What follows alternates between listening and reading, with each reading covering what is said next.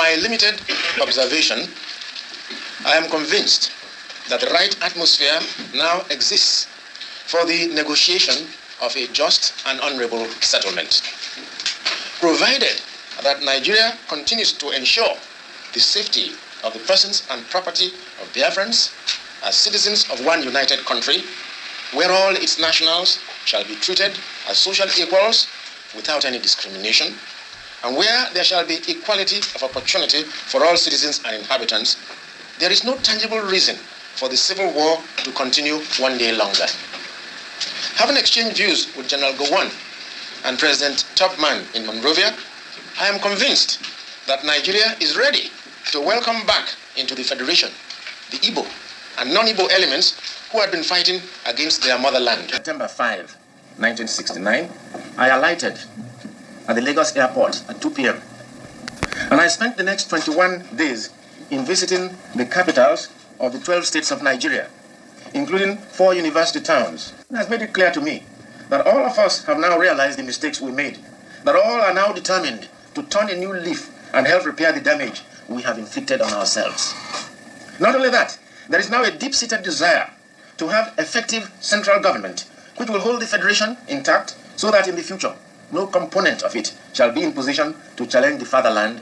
The world has been shocked that an enterprising people like the Igbo have been tongue-tied and emasculated, that they have allowed tyrants to blindfold and hoodwink them, so that in a war alleged to be fought for their survival, more than 1.5 million children of their country had died of starvation and disease.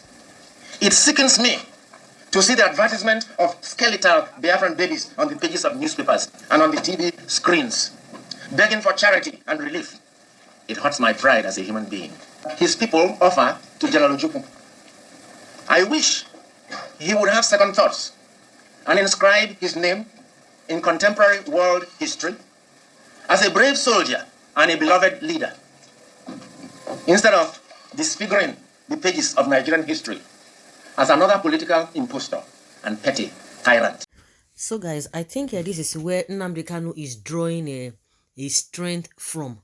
Because at the end of the day, a lot of people are blaming this man. That, oh, you see what you have done, you see what you have caused. If you are not blaming this man, then what are you going to talk about? Because if really this man were to be alive now, I'm sure he would be regretting. If it is possible, or like they always talk about, oh, maybe if somebody hears this kind of a thing, somebody who has died, if he hears this kind of a thing, he will be turning in his grave. If there's something like that, of course, I'm sure he will be turning in his grave and be saying, wow, I've made a very big mistake. Initially, he supported the Biafra, but at some point, maybe when he felt that they were not winning, or he just felt that the casualties were just too many, he just had to like turn around and say, oh, yeah, it will be better, let's just stay together.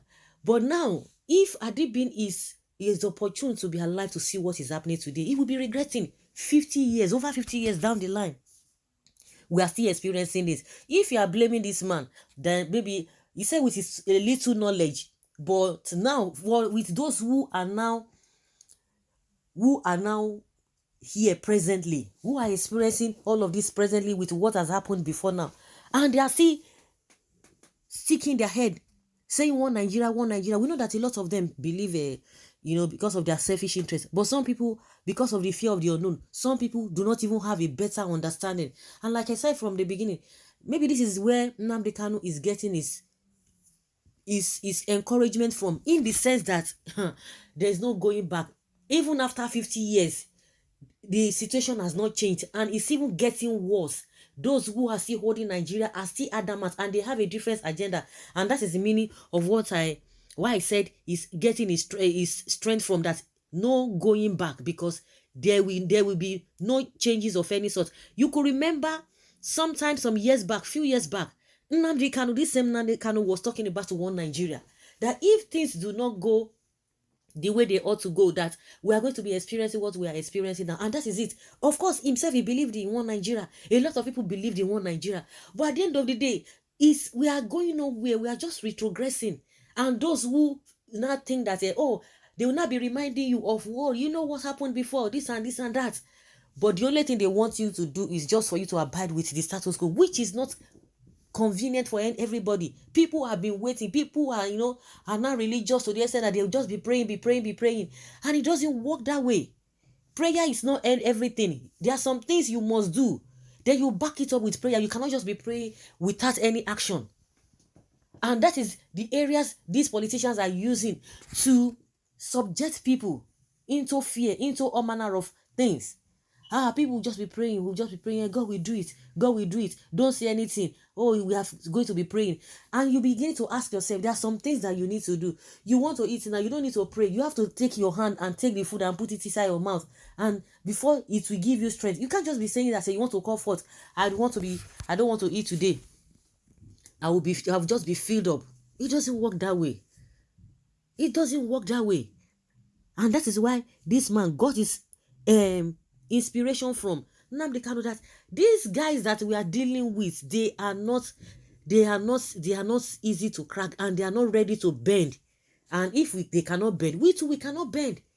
But some people, they don't just want to wahala. Let me just, even if it is small thing I'm even getting from there, that is from the angle of those politicians. Let me just be getting what I'm getting. Forget it. You can imagine what Chris Ngige was telling Nnamdi Kanu, that he should come and join politics, so that he can be given juicy position. That nobody can just divide Nigeria. It's not just a small village that you want to come and divide. You can imagine that kind of mentality. Their own is that if I cannot beat them, I join them. I don't need to stress myself. If some of you, if you are not going to join this race of just one Nigeria, that is your own cup of tea. But if it's going to take them to lie and get what they want, the little thing they are going to be getting from those who are going to be giving them crumbs falling from the table, they don't care. But everybody cannot be like that. We have categories of people who are in that position. You can take anything. We have some categories of people who will say, no, nothing until we get this thing. What am I going to eat? What is so special about all of those things? Why we know that we are just living in self-denial. If Nnamdi Azikiwe is alive today, will he be happy with the situation of things now? 50 years down the line, he thought he was doing a great service to the people, but see what is happening. And things are getting worse, even compared to what it used to be then. People are just afraid. We don't want to go into war. Let's just be accepting anything. Let's just be managing. But it's not really convenient. It is not convenient. It's so unfortunate. Really, really unfortunate. Very, very unfortunate. And we as we speak now, we don't even know the headway.